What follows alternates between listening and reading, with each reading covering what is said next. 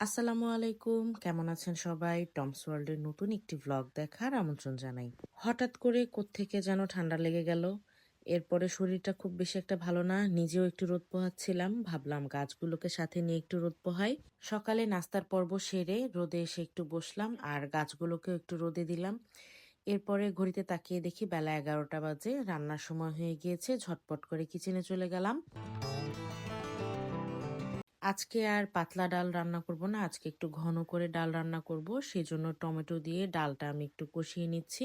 এখানে আমি সব মশলা দিয়ে ডালটা একটু কষিয়ে নেওয়ার পরে টমেটো কেটে দিয়েছি। এরপরে আমি একটা কাঁচামরিচ ফালি করে দিলাম। এটাও বেশ কিছুক্ষণ কষিয়ে নেওয়ার পর এখানে আমি গরম পানি অ্যাড করব। খুব বেশি পানি অ্যাড করব না, যতটুকু পানিতে ডালটা সেদ্ধ হবে আর একটা থকথকে ভাব আসবে ঠিক ততক্ষণ পর্যন্ত রান্না করব।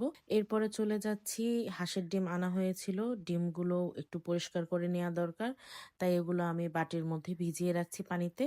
একটু পরে এখান থেকে আমি এটা পরিষ্কার করে উঠিয়ে নেব। ডিমগুলো ভেজাতে গিয়ে দেখলাম একটা ডিম ফাটা, তো সেই ডিমটা আমি মুরগির ডিমের সাথে মিক্স করে এটা লবণ দিয়ে একটু ফেটিয়ে রাখছি। আমি আজকে এই ডিমটা দিয়ে লাউ রান্না করব।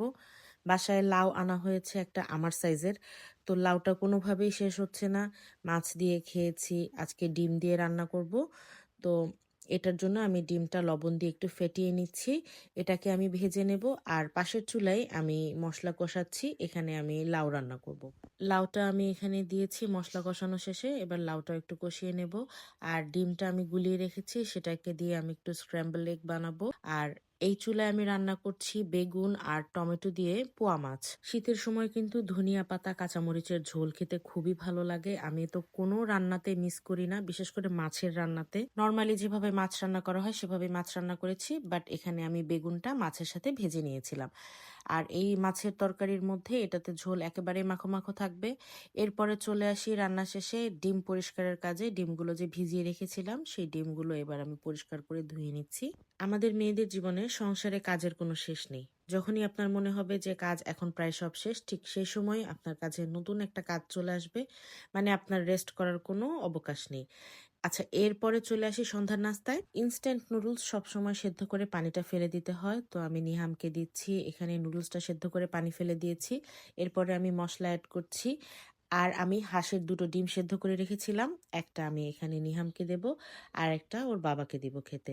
তো নুডলসের মশলাটা ভালোভাবে মিশিয়ে নেওয়ার পরে আমি এখানে ডিমটা একটু ভেঙে টেঙে দেব, কারণ ডিমটা যদি আমি এখানে আস্ত দেই নিহাম সেটা খেতে যাবে না, তাই আমি এটা ভেঙে এটা নুডলসের সাথে মিক্স করে দিচ্ছি।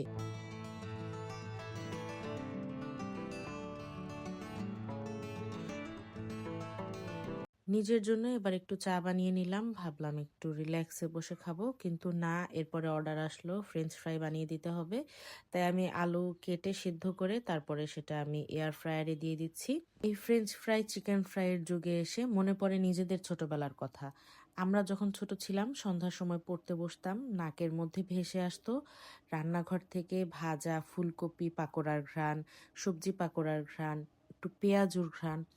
এখনো অবশ্য বানিয়ে খাওয়া হয়, কিন্তু ছোটবেলার মতন সেই স্বাদটা পাই না আর সেই ফিলটা পাই না। আমার ফ্রেঞ্চ ফ্রাইও হয়ে গিয়েছে, সাথে একটু উইংস ভেজে নিয়েছিলাম, সেটাও হয়ে গিয়েছে। এবার ওদেরকে খেতে দেই। আমার ভ্লগের কোনো অংশ অথবা পুরো ভ্লগটাই যদি আপনার ভালো লেগে থাকে তাহলে আমার চ্যানেলকে সাবস্ক্রাইব করার অনুরোধ থাকবে। আর আমার ফেসবুক পেজের লিংক আমি ডেসক্রিপশনে দিয়ে দিব। ভ্লগটা কেমন লাগলো অবশ্যই কমেন্ট করে জানাবেন। আর আপনাদের সাথে দেখা হবে আমার নেক্সট ভ্লগে। সেই পর্যন্ত সবাই ভালো থাকবেন, সুস্থ থাকবেন। আল্লাহ হাফেজ।